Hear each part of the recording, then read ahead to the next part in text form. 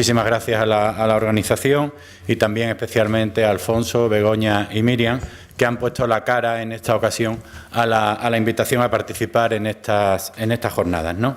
Rescatando el documento donde de alguna manera ya se planteaba la necesidad de que la intermodalidad se reflejase en la planificación del transporte, encontramos la Carta de Aalborg de hace ya 1994, casi 21 años, donde especificaba claramente que habría que de alguna manera fomentar la combinación de los modos pie, bicicleta y transporte público colectivo, que es en definitiva la intermodalidad, es decir, poder procurar de alguna manera que se puedan interactuar, que puedan combinarse esos modos de transporte, intentando siempre rescatar esos modos de transporte perniciosos, perjudiciales y problemáticos para las ciudades, cuál es el vehículo en coche, ¿no?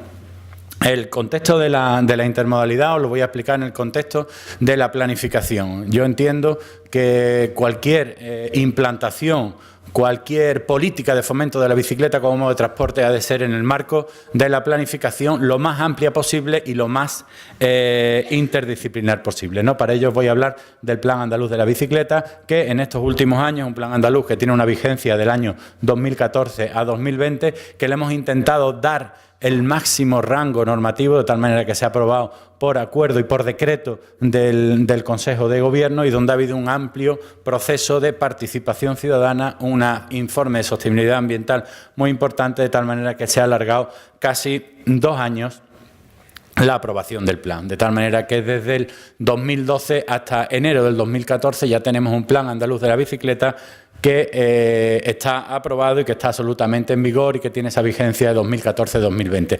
2014-2020 porque el plan fundamentalmente se va a nutrir de fondos europeos. Eso quiero que lo tengáis muy claro. El marco europeo 2014-2020, en cuanto a sus objetivos y en cuanto a sus fines, perfectamente es encuadrable y perfectamente es elegible la bicicleta. Es decir, que en el contexto autonómico no hay excusas para no hacer política de integración de la bicicleta como modo de transporte. Los fondos europeos perfectamente lo posibilitan y como vamos a ver más adelante, cuando vamos a los criterios y a los repartos de la cuota modal del Estado español con el resto de los Estados europeos, estamos a una distancia bastante considerable en cuanto a la convergencia y a las ratios del uso de la bicicleta como modo de transporte. Dentro de los objetivos del plan está la accesibilidad, la cohesión, el favorecer la lucha contra el cambio climático, favorecer la lucha contra la contaminación acústica, favorecer la salud pública. Entendemos que la bicicleta es un elemento fundamental para los planes de lucha contra la contaminación del aire, es un elemento claro que esta mañana también se ha traído a colación, por lo tanto favorece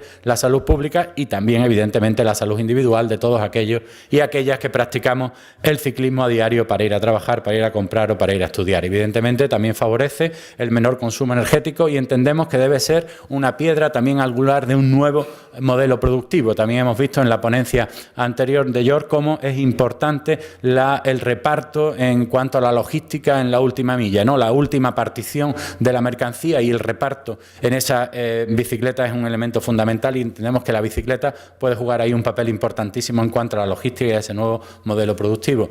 En determinadas comunidades autónomas como es Andalucía, la bicicleta y el turismo es un aspecto fundamental en cuanto a lo que podría ser la lucha contra la estacionalidad turística, de tal manera que cuando estamos en una temporada baja de los bienes atractores clásicos de sol y playa, la bicicleta en el invierno de Málaga, en el invierno de Sevilla, en el invierno de Almería puede ser un elemento fundamental, sobre todo comparándolo con otros países del centro de Europa, donde en esas épocas están a temperaturas bajo cero, ¿no?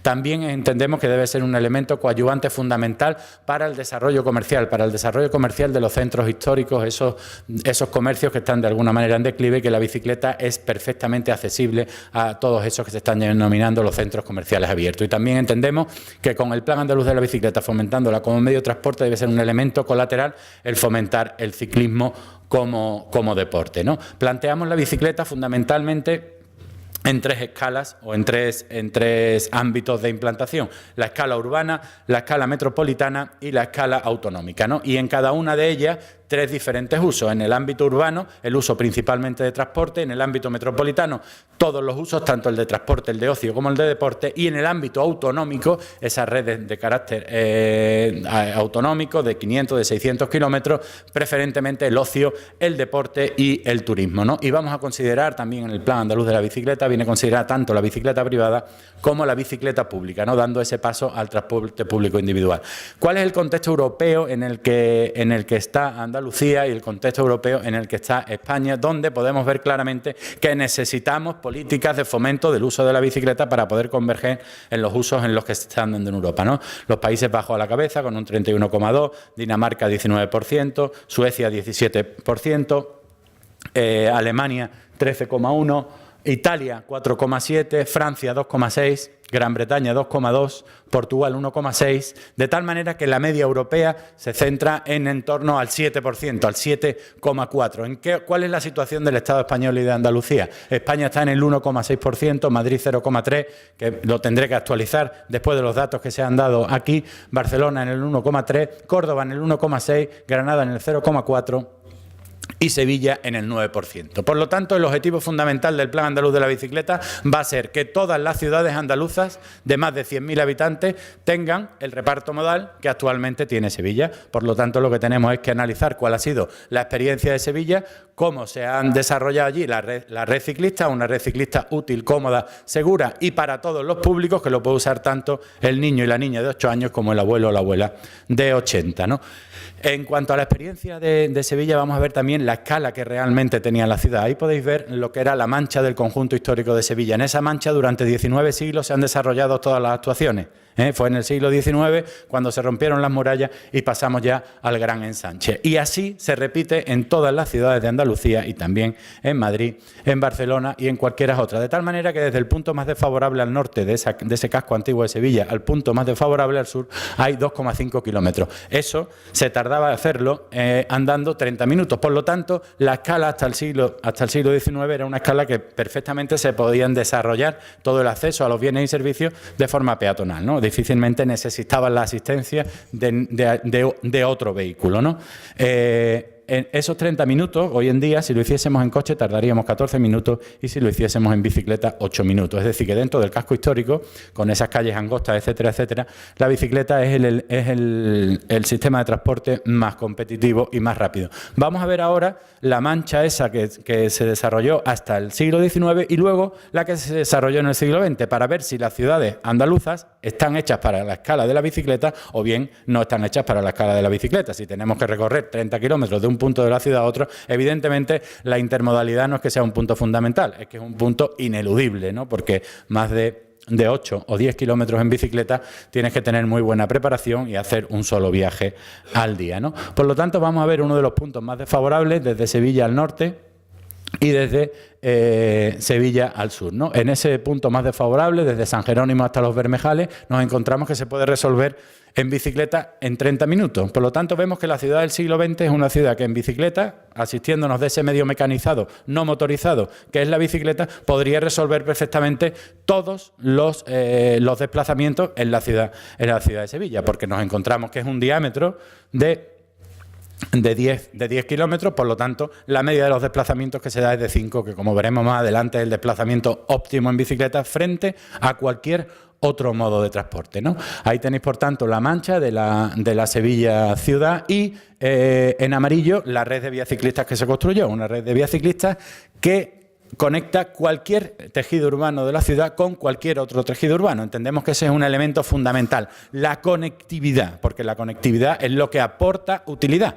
Es decir, que la red de vías ciclistas, si no genera la conectividad, no es útil y por lo tanto no se usa. Será una red que se usará el domingo o el sábado para determinados viajes puntuales, pero no en el día a día para ir a trabajar, para ir a comprar, para ir a estudiar y para todos los modos obligados, ¿no? La experiencia de Sevilla, bueno, se implantó en el 2006 y ha tenido numerosos numerosos reconocimientos, desde que prácticamente se implantó y los puntos que se fueron ganando en el reparto modal fueron tremendos. Ya en el 2010, que fue la última encuesta que hay, estaba en el 9% y desde entonces no se han hecho otras. Entendemos, por lo tanto, que desde el 2010 estamos en ese entorno del 9, del 10% en el reparto de la cuota modal, que como veremos más adelante, en el estudio económico-financiero que hemos hecho del Plan Andaluz de la Bicicleta, con tan solo un año de consecución del objetivo de que todas las ciudades estén en el 10%, los 420 o 430 millones que están previstos de inversión estarían amortizados. Por lo tanto, la infraestructura de la ciudad de Sevilla, esos 30 millones que costó hacerla, desde el 2010 está amortizándose 30, que son las internalidades y las externalidades de esa obra, el ahorro en salud pública, el ahorro en salud individual y el ahorro, en definitiva, en gastos sanitarios y en otros que se está produciendo. Por lo tanto, podemos decir que la infraestructura de Sevilla no costó 30 millones, sino que ya ha generado 150 millones de euros a las arcas públicas, ¿no? Por lo tanto, desde esa experiencia de Sevilla, esa red continua, plana y segregada para que favorezca el uso en personas de 8 años y de 80, es la que de alguna manera se copia y se traslada al resto de las ciudades, ¿no? Aquí tenéis de alguna manera los datos de Sevilla, del 0,6% al 9%, del 6 al 11, 140 kilómetros de vía ciclista, 72.000 desplazamientos de bicicleta al día, 20.000 desplazamientos de ellos que se han incorporado proceden del coche, ¿no? O sea, gente que usaba habitualmente el coche y que se ha incorporado después a la bicicleta. Y con ese dato también de 8.000 toneladas menos de CO2 al año. Y también liberando numerosas cantidades de suelo, es decir, que esos 20.000 en desplazamientos que se han dado en coche, pues evidentemente han liberado bastante espacio, tanto en el tránsito como después en la ocupación con el aparcamiento. También han sido numerosas las entidades que se han interesado por la experiencia de Sevilla y que están trasladándolo también a otros lugares, ¿no? El Plan Andaluz de la Bicicleta, además de basarse, digamos, en la creación de la infraestructura en el modelo de la ciudad de Sevilla, que tenemos que decirlo que cuando estuvimos investigando y visitando todas las infraestructuras que existían, fue el modelo de San Sebastián el que realmente llevamos a Sevilla, es decir, ese carril bidireccional y segregado. Y entonces, siguiendo con el Plan Andaluz de la Bicicleta, hay, digamos, un elemento de transversalidad que entendemos que es fundamental que se dé en la planificación urbana y en la planificación en materia de la bicicleta. Y es, como veis aquí, la construcción...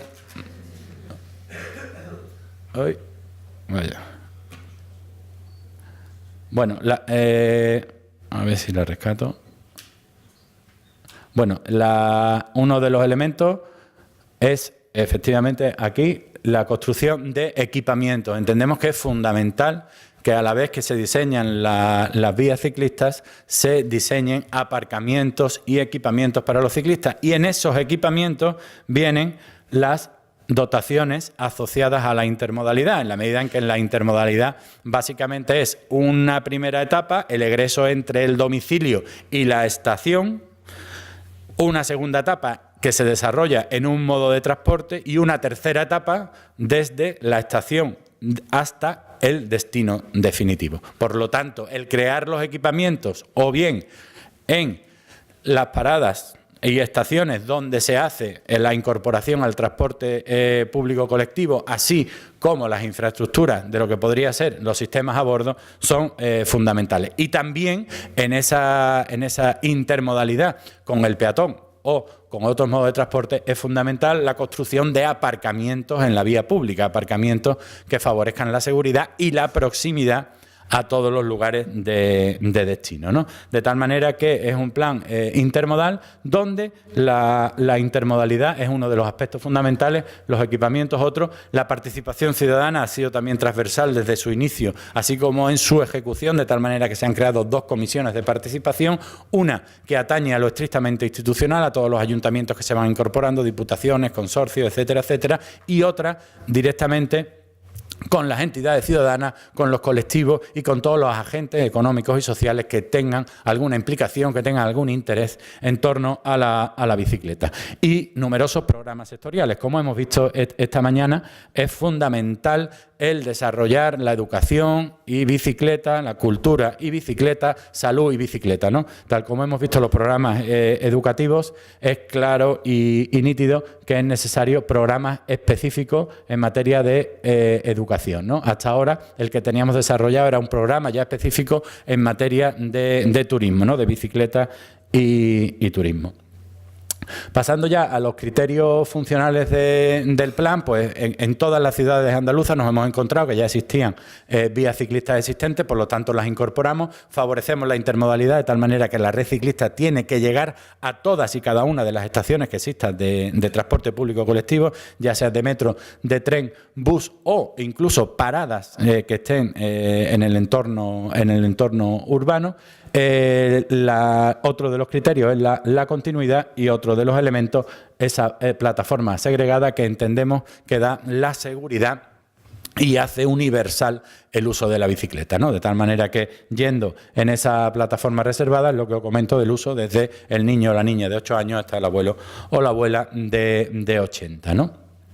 En cuanto a el ámbito en el que se favorece la intermodalidad son esos 9 aglomeraciones urbanas que existen en Andalucía, las coincidentes con las 8 capitales de provincia, más el campo de Gibraltar, que es donde se dan principalmente esos viajes que podrían estar por encima de esa escala de ciudad que hemos visto al principio. La escala de ciudad de Sevilla solamente tiene cierta magnitud con Málaga y el resto son más pequeñas. Por lo tanto, en la escala de ciudad, como son inferiores a 5 kilómetros, se resolverían directamente peatón-bicicleta o bicicleta estrictamente, ¿no? Por lo tanto, la potencialidad de la intermodalidad de la bicicleta en el ámbito urbano e interurbano lo vamos viendo, que yo creo que este esquema es el más potente de todos, ¿no? Donde vemos cómo los diferentes modos de transporte, andando, bus, tren y coche, y la bicicleta, el óptimo hasta los 5 kilómetros,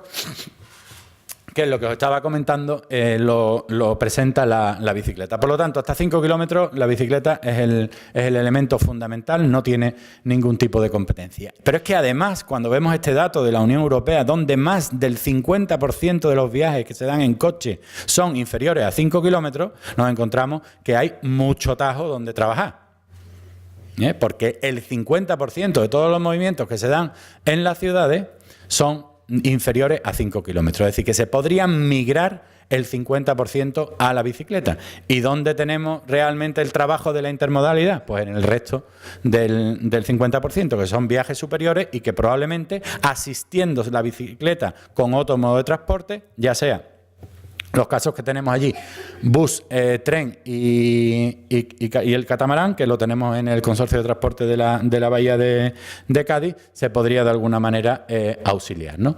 La potencialidad de la intermodalidad con el transporte público, bueno, pues en este gráfico podéis ver una aproximación de cuál es la distancia que se podría estimar en que el ciclista llegaría hasta la estación, de tal manera que te sale una media en torno a 3 kilómetros, ¿no?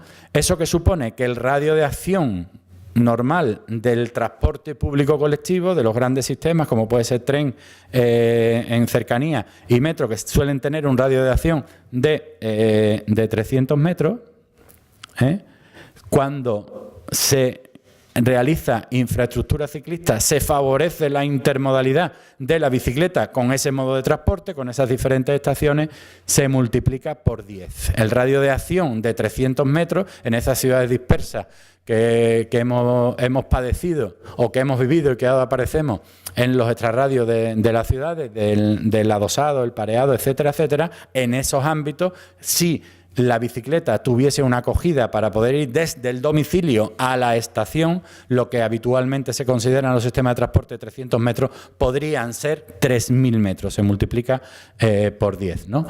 De las medidas que tenemos en marcha, bueno, pues esta es una de las medidas que se ha implementado ahora en Almería, que sería el sistema de bicicleta a bordo, ¿no? El bike on board, que le llaman, o otros que, bueno, ahí están mezclados con otras experiencias europeas. Este es otro de los sistemas que el pasado otoño integramos en todas las estaciones de metro de Metro de Sevilla, de tal manera que la bicicleta queda resguardada en el interior, más allá de los tornos, y absolutamente vigilada.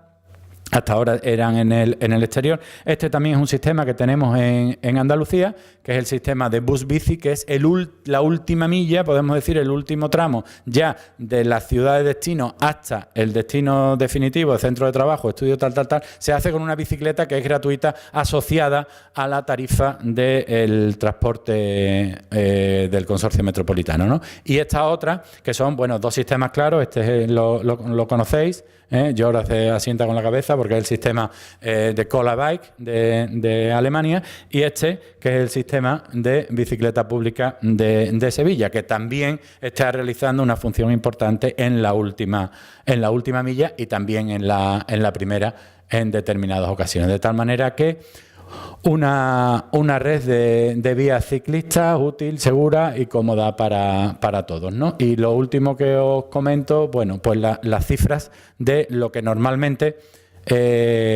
me da mucha pena escuchar que no hay dinero para bicicleta, ¿no? Yo creo que sí hay dinero para bicicleta. El problema es que se gasta en otras cosas, ¿no? Cuando tuve la oportunidad de fomentar la bicicleta como modo de transporte, como director general de urbanismo, en urbanismo no os podéis imaginar lo que eran 30 millones de euros. Nada.